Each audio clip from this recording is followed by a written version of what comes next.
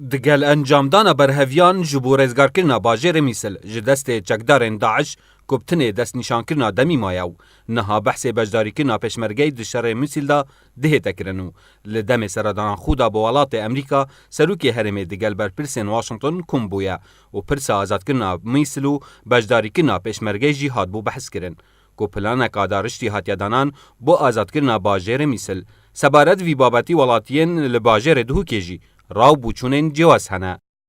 Eger hato ku mufad gehta herêma Kurdistanê divê ewdiyê da çûna pêşmergeyê bo Mîsil em gel hindêne pêşmerge em ji pêşmerge de xwe çîne gel pêşmergeyê çîne azadkirina Mîsil. Eger ne em gel hindêrînê pêşmerge û xîna pêşmergeyê pirejîn û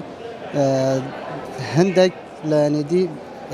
ewdî bin mustefîd bin. بەڵێ پێم باشە بەشدار بکە بەڵام مەرجمان هەبێ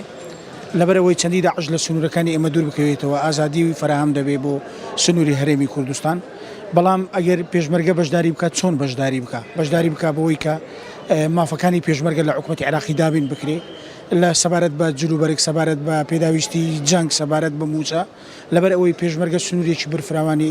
ڕزگار کردووە ئەوەی پێشمەرگە کوردویەتی بە هیچ هێزێک لەم وڵاتە نەکراوە مرچەمکۆ بجێڤڕێکەن کۆ بۆ لە هەرێمە بێتە دۆبینکردن ئەف مەسەلێت ناوبەرەمە و بەغدادا بهێنە حەلکردن و علاجێک بۆ بێتە دۆناندن ئەگەر نە ئەس خۆ بژم ئەمنەت مستعدین خۆ گۆری هەندێکی دی بکەن و ئەو ناوێمە